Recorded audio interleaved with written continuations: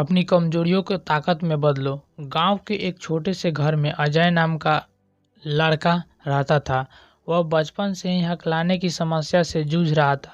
जब भी वह कुछ बोलता, लोग उस पर हंसने लगते थे।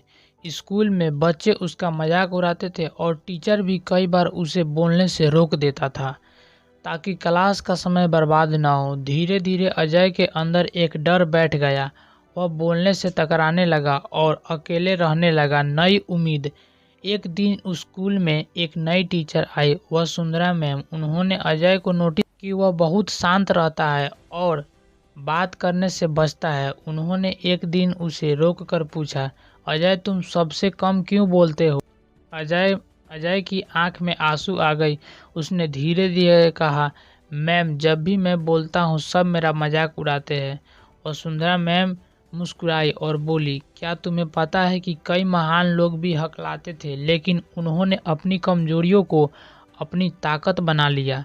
अजय ने आश्चर्य से पूछा, सच में? हाँ, उन्होंने बताया कि महान वैज्ञानिक आइंस्टाइन और एक प्रसिद्ध अभिनेता भी बचपन में हकलाते थे, लेकिन उन्होंने मेहनत करके अपनी आवाज को अपनी ताकत बना लिया। मेहनत और बदलाव। उस दिन के बाद अजय ने खुद को बदलने का फैसला किया। उसने रोज शीशे में सामने खड़े होकर बोलने की प्रैक्टिस शुरू की। वह धीरे धीरे अपनी बोलने की गति को कंट्रोल करना सीखा। उसने गहरी सांस लेकर बोलना शुरू किया और शब्दों को तोड़कर बोलने की तकनीकी अपनाई। धीरे धीरे उसकी झिकझिक कम होने लगी।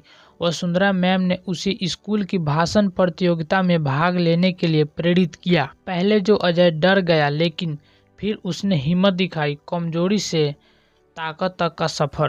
प्रतियोगिता का दिन आया। स्टेज पर खड़े होते ही अजय की हथेली पसीने से भीग गई।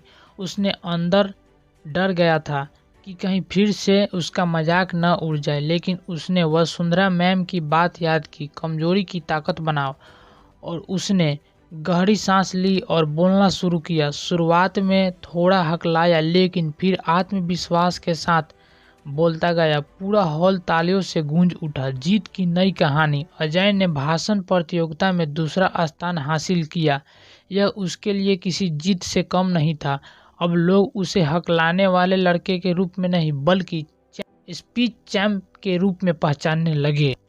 अजय की कहानी में सिखाती है कि हमारी कमजोरियां हमारी सबसे बड़ी ताकत बन सकती है, अगर हम खुद पर विश्वास करें और मेहनत करें तो दोस्तों, आज की कहानी कैसी लगी कमेंट में ज़रूर बताएं। मिलते हैं फिर एक नई कहानी के साथ।